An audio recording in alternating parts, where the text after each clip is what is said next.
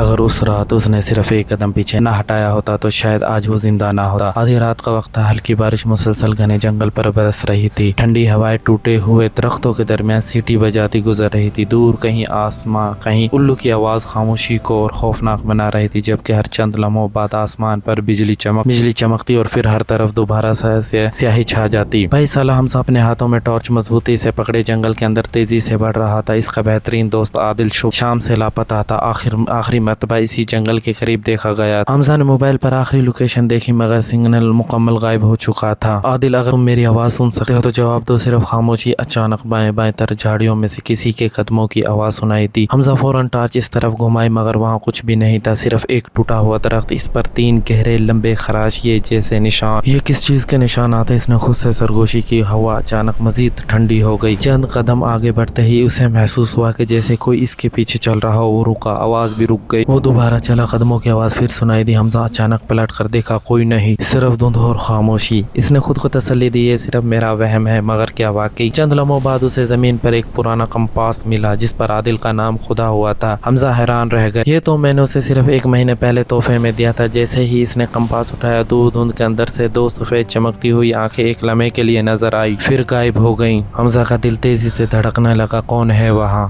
جواب میں صرف ہوا کی سرسراہٹ سنائی دی۔ وہ ہمت کر کے آگے بڑھا، راستے میں ایک بوسیدہ لکڑی کا بورڈ نظر آیا جس پر دھندلے الفاظ لکھے ہوئے تھے، واپس چلے جاؤ۔ اسی لمحے بجلی زور سے کڑکی، چند لمحوں کے لیے پورا جنگل روشن ہوا اور حمزہ نے دیکھا کہ درختوں کے درمیان ایک لمبا سایہ خاموشی سے کھڑا اسے دیکھ رہا ہے۔ بجلی ختم ہوئی، سایہ بھی غائب ہو گیا۔ حمزہ اب یقین کر چکا تھا کہ وہ جنگل میں اکیلا نہیں۔ وہ دوڑنے لگا مگر ہر راستے میں اسے دوبارہ اسی جگہ لا کھڑا کرتا۔ یہ جنگل جیسے زندہ تھا۔ اچانک اسے ایک پرانی جھونپڑی دکھائی دی، دروازہ آہستہ آہستہ خود ہی کھل گیا۔ اندر گرد سے بھری میز پر ایک پرانی ڈائری رکھی ہوئی تھی۔ حمزہ نے کانپتے ہوئے ہاتھوں سے ڈائری کھولی۔ پہلے چند صفحات عام تھے مگر آخری صفحہ پڑھتے ہی اس کے جسم میں سرد لہر دوڑ گئی۔ لکھا تھا، عادل 12 سال پہلے اس جنگل میں ہمیشہ کے لیے لاپتہ ہو گیا تھا۔ حمزہ کے ہاتھ لگے، یہ ناممکن۔ عادل، اس نے فوراً اپنا موبائل نکالا، پرانی تصویریں فولڈر کھولے۔ ایک بھی تصویر ایسی نہیں تھی جس میں عادل موجود ہو، صرف حمزہ اکیلا۔ اچانک جھونپڑی کے باہر سے کسی نے آہستہ سے اس کا نام پکارا۔ حمزہ، آواز بالکل عادل جیسی تھی۔ وہ باہر نکلا، دھند پہلے سے کہیں زیادہ گھنی ہو چکی تھی،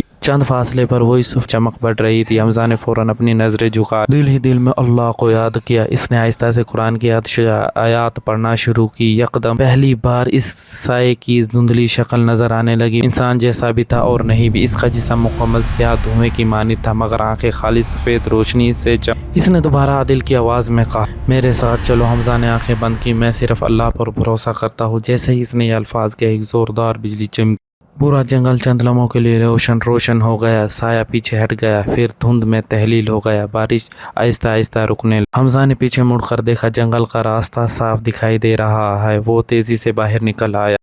صبح ہونے پر اس نے مقامی ریکارڈ دوبارہ چیک کیا، اس کے ہوش اڑ گئے۔ واقعی ایک نوجوان جس کا نام عادل تھا 12 سال پہلے اسی جنگل میں لاپتہ ہوا، مگر سب سے حیران کن بات ابھی باقی تھی۔ رپورٹ کے ساتھ لگی تصویر دیکھ کر حمزہ کے قدم لرز گئے۔ وہ تصویر عادل کی نہیں تھی، وہ خود حمزہ کی تھی، اور تصویر کے نیچے تاریخات سے 12 سال بعد کی لکھی ہوئی تھی، جیسے جنگل نے ابھی اس کی قسمت صرف دکھائی ہو یا شاید اسے ایک موقع دیا ہو اپنا انجام بدل سکے۔ کبھی کبھی سب سے خوفناک چیزیں اندھیرا نہیں بلکہ ہمارے اپنے فیصلے ہوتے ہیں۔ مشکل میں سے اللہ پر بھروسہ ہی انسان کی سب سے بڑی طاقت ہے، لیکن اگر جنگل واقعی مستقل دکھاتا ہے تو اگلی بار وہاں سے واپس آنے والا کون ہوگا؟